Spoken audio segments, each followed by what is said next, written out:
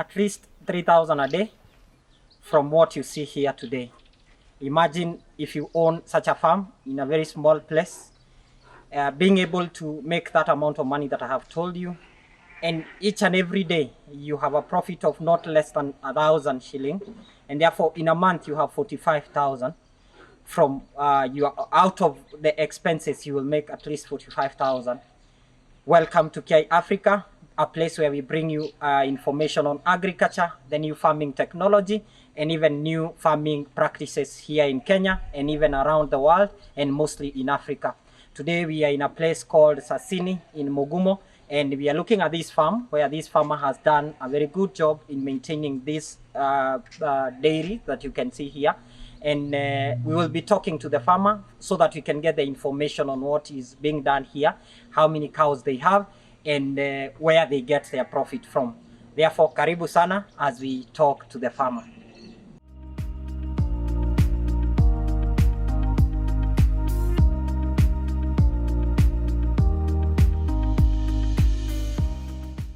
So karibu tena, tuko hapa na mkulima mwenye anafanya hii kazi na tunataka kusikia kwake.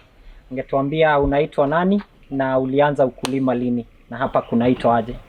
Thank you. Hapa kunaitwa Sasini Mugumo. Majina ni Janet Kendi ama Mama Muringi.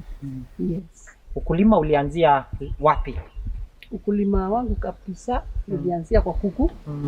Nilikuwa na kuku nyingi kabisa kama 4,000. Na zilikuwa zinanipa faida kabisa. But then all of a sudden, market yani ikaflanga, mayai ikawa mingi, mayai ikaanguka bei, tulikuwa tunanunuliwa crate 200. So nikaona hapo sita make, na nilikuwa na depend na hiyo mayai, nauza mayai na nunua chakula.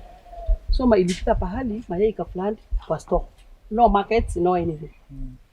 So I decided all of a sudden kuuza hizo kuku zote. Nikaitania kuku zote na lori. Nikauza. Kuuza nikaona sitakaa bure. Nikafikiria kufanya kitu kingine.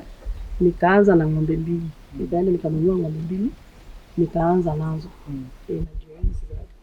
Sasa hizi ng'ombe 2 ambazo ulinunua, huo wakati ulikuwa unauziwa ng'ombe pesa ngapi? Na ilikuwa at what age? Okay. Nilikuwa nauziwa moja ni kitambo. Nilikuwa nauziwa moja 150, 200 I think so. Moja ilikuwa 200, ingine 150. Okay. Sasa kutoka hapo zikakuja zikizaana? Zikakuja zikizaana. Sasa hizi uko na ng'ombe ngapi hapa? Total niko na 12. Yes. Na kwa hizo 12 ni ngapi ambazo unafanya mambo ya kukamua? For now nakamua 4 tu. Zingine nimefunga. Like natarajia this month zaidi. Yes. Okay. Sasa kwa hizi ambazo unakamua, unakamua mara ngapi kwa siku? Nakamua mara 2. Twice a day. Twice a day. Okay. Na ng'ombe moja itakupatia lita kama ngapi?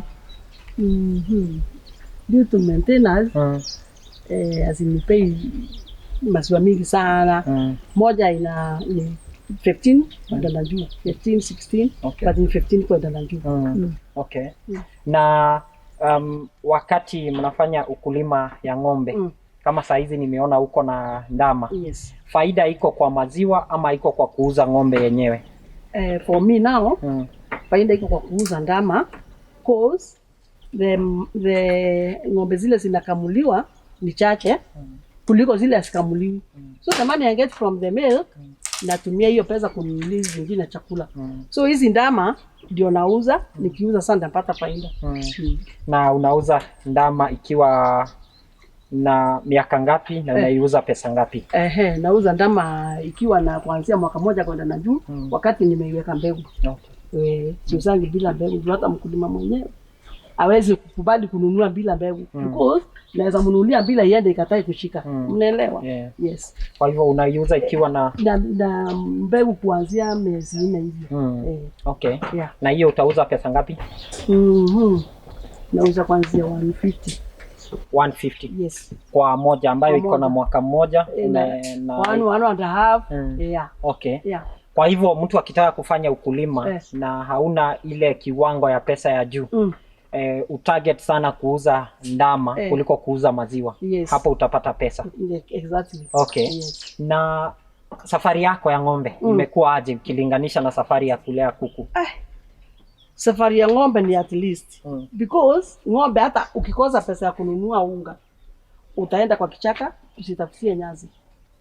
Hata ukiwa una pesa ya kununua hay, utaenda like me nimepanda native grass, utaenda ukate. Na ng'ombe sitajua zitakula tu, zitashiba. What they will do is reduce maziwa because of just patia unga, but at the day itakuwa imeshiba.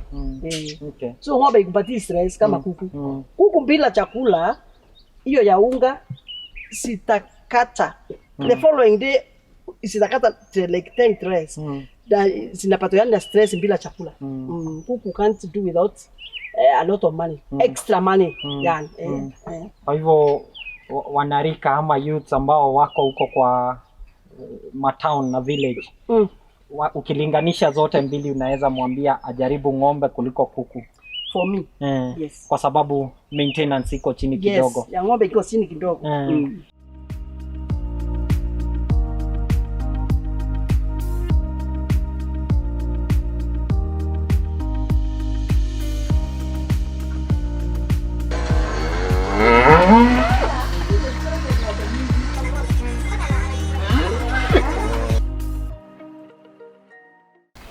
Unaweza tuelezea wakati umefanya ukulima wa ng'ombe, ni ugonjwa gani ambayo ama magonjwa gani ambayo ina affect sana ukulima wa ng'ombe? Okay. Ukulima ya ng'ombe iko na challenges like mastitis. Hiyo ni ugonjwa ina ng'ombe sana, especially wakati uko na mfanyikazi hayuko na yani si msafi. Juu hiyo mastitis inakujanga na usafi, na kama hajui kukamua mzuri amalizie maziwa yote, ikibaki itaongezeka hiyo mastitis. Na kuitreat ni very expensive. Yes. Okay. The other diseases, lamb skin disease. Hiyo nayo inakuanga kwa hewa. Inakujanga tu, inakuanga outbreak. Na hiyo kwanza ndio mbaya, na inaua. Kwanza ilikuja ikaua ng'ombe zangu kama 3. Hiyo inaua kabisa. Foot and mouth disease bado huko. Hata minyoo. Okay. Hata minyoo bado tu ni ugonjwa juu. Ukikaa for a long time bila deworming, hiyo minyoo bado inaua ng'ombe. Deworming unastahili kufanya wakati unafanya ng'ombe za maziwa vizuri. Deworming unastahili kufanya after how long? After every 3 months. After every 3 months. Yes. So ni kama mwanadamu tu. Okay. Na sasa kuna hii ugonjwa ambayo umesema inatoka kwa hewa. Kuna vile ambavyo mnafanya prevention ama? Sasa kama huko Ndei huko tunapelekanga maziwa, kukiwa na outbreak wanakujanga wana Sinete, yes, kuzuia. So hata ikikuja haitaiweza. Itagonjeka, lakini ni kama tu measles by the way ya mtu. So wakijindunga hiyo chindano, hata ikikuja haitaiweza. Itakuja tu zitagonjeka, lakini zitapona. Sasa tumemaliza mambo ya ugonjwa. Tukiangalia mambo ya feeding. Hizi ng'ombe ambazo unakamua zinakula nini na zinakula kiwango kipi ya pesa?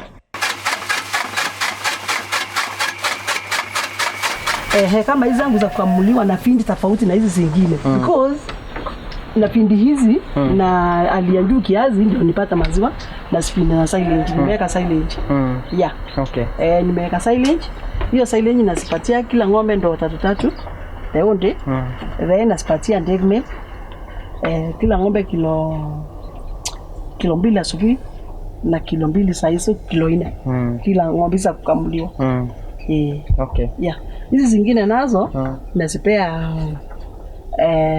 maize jam, native grass na hii na na shira yote nasipea. So kwa hivyo consumption ya zenye zinakamuliwa na zenye hazikamuliwi ni tofauti. Na wakati unafanya cost ya hiyo ya maziwa, ng'ombe moja ni kama inakula pesa ngapi per day? Hiyo ni silage kilo 2, kilo 4. Ndoo 4. Na kilo 4 za dairy meal. Okay. Na chumvi. Na chumvi. Tunapatia vitu chumvi. Okay. Na bado itahitaji dawa za minyoo. Yes. Okay. So ukifanya hiyo hesabu, profit kwa ng'ombe inakuanga kama pesa ngapi wakati unafanya maziwa? Ni ngumu hiyo. Ni ngumu hiyo. Okay. Sio kitu inaweza. Okay. Na sasa nimeona pia kuna wakati unafanya farming ya ng'ombe, nimeona kuna manure ambayo mnatoa hapa. Hiyo mnapeleka wapi? Mnauza. Tunapeleka kwa shamba pale tumekomboa shamba ya kupanda hizo mahindi. Tunapanda na mahindi ya kutengeneza hiyo silage. So mbolea tunapeleka kwa hiyo shamba na nyingine tunauza. Okay. Mnauza pesa ngapi kwa lori? Kama kanta tunauzanga kitu like 14,000. Yes. Okay. Kwa hivyo kila kitu kwa ng'ombe kuna mahali ambapo inatumika. Hakuna waste. Ikikula itoe bado kuna. Okay. Sio kama hata hizo ngunia tunatoa chakula bado tunaziuza. Okay. Okay.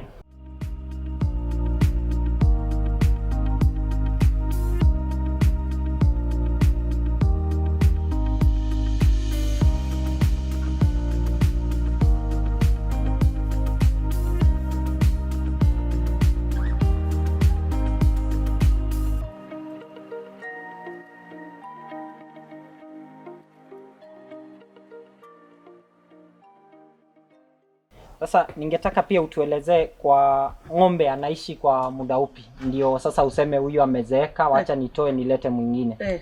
Ni muda upi? Ni ng'ombe yenyewe itakwambia. Unaona hiyo sasa kama ile iko pale side ile ndio mzee kabisa. Ng'ombe yenyewe hata inaanza kutoa meno. Meno inang'oka. Sasa iking'oka inashindwa na kukula. Ikishindwa na kukula obvious haiwezi produce maziwa. Sasa hapo unajua tu kabisa imefika mwisho. Okay. Unauza sasa kwa unausisia watu wa nyama. Though mimi sijaiuza hata moja. Kwa hivyo hakuna yenye imefika wakati wa kung'oa meno. Hapana. Okay. Na unaweza encourage mtu ambaye anaanza ukulima kuingia kwa ng'ombe, unaweza mwambia nini, especially wale vijana ambao wamekaa tu hivyo? Ni pesa ngapi anahitaji kuwa nayo ndio aanzishe ukulima wa ng'ombe? Na kama ukulima unalipa? Wewe ukulima unalipa. Unaona na ng'ombe si lazima ijae hivi imejaa. Ng'ombe mbili ni enough. Hata ukianza na moja it's very good. Uanze na moja na moja grade mzuri.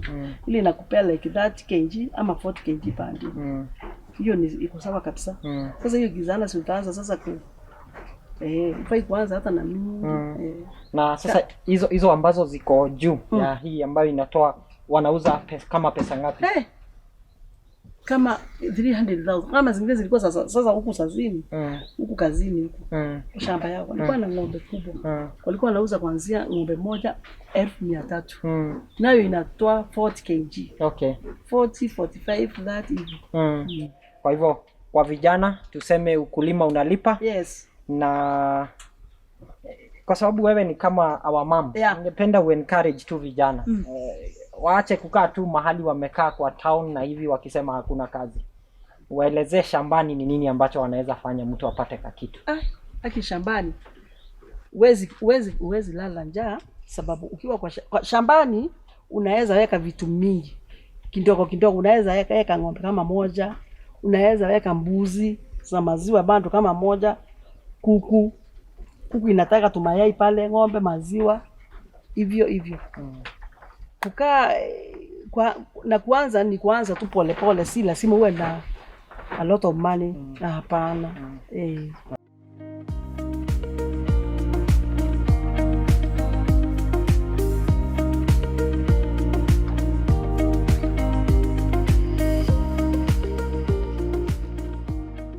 So that, my friend, is what we call farming, and we are happy to come to you from Sasini Farm. And as you have heard, there is no excuse for you not to get to the farm and start farming. You can start with 1 cow, 1 goat, 1 sheep, and maybe 1 chicken. And one day we will hear your story. Thank you very much. Until next time, this is kiaiafrica, where you get all the information about agriculture, and we hope that you will be challenged to get to the farm. Asanteni sana.